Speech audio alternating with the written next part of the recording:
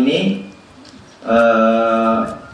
Ulun meminta waktunya sedikit pada Bu Hantian. Kemarin Ulun konfirmasi sudah ke pengurus KKG-nya bahwa ada sedikit kegiatan untuk diseminasi atau pengenalan produk-produk dari Pusdatin Pusat Kemendikbudristek terkait dengan penerapan model pembelajaran inovatif berbasis TIK dengan memanfaatkan sumber belajar dari rumah belajar atau portal rumah belajar dalam kurikulum Merdeka. Jadi sengaja tema ini atau judul ini ulun angkat. Yang pertama, kenapa kita harus melakukan inovasi, kenapa harus pembelajaran inovatif?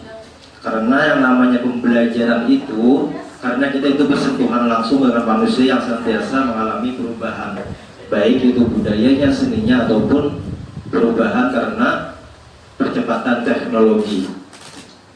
Dan juga pembelajaran itu dia bersifat pembiasaan atau rutinitas yang memungkinkan nanti adanya muncul sifat jenuh atau bosan. Maka perlu adanya inovasi dalam pembelajaran itu. Jadi inovasi di sini maksudnya adalah kita berusaha memanfaatkan teknologi digital. Kita kolaborasikan pembelajaran kita dengan teknologi digital atau yang berbasis dengan TIK. Kaitannya dengan kurikulum Merdeka, bagaimana yang telah sampaikan tadi bahwa kita perlu inovasi itu karena memang kegiatan rutinitas di pembelajaran itu ada nanti bisa memungkinkan munculnya kebosanan baik bagi gurunya ataupun juga bagi peserta didik. Itu yang melatar belakanginya. Apalagi dalam kurikulum Merdeka itu ada istilah asesmen diagnostik istilahnya. Ya, asesmen diagnostik, di mana itu nanti hasil dari asesmen itu akan menghasilkan profil dari peserta didik kita.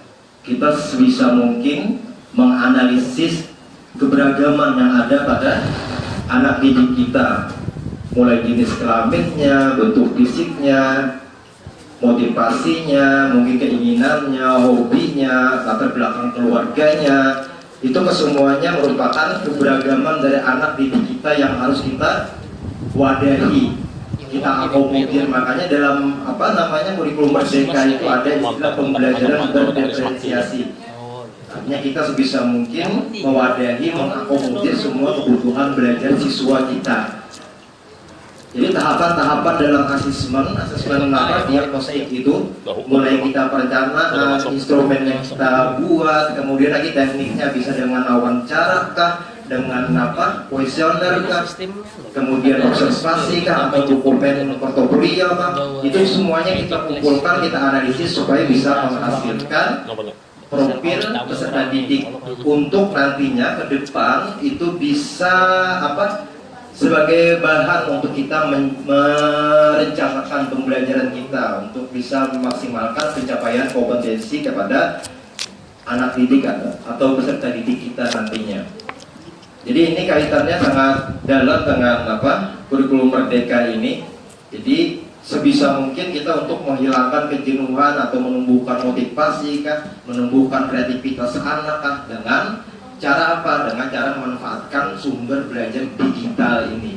Jadi kita sebagai guru ini seyogyanya di kurikulum Merdeka ini tidak lagi mendominasi, tidak lagi menjadi sumber utama dalam pembelajaran. Maksudnya, apalagi kita berhadapan dengan anak-anak milenial, anak-anak generasi digital sekarang yang sudah tidak asing lagi dengan kemajuan teknologi saat ini.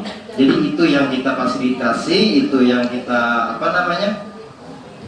kita usahakan untuk mewadahi keinginan atau motivasi serta kreativitas mereka supaya apa yang ingin kita capai berupa kompetensi dari pembelajaran itu nanti bisa maksimal.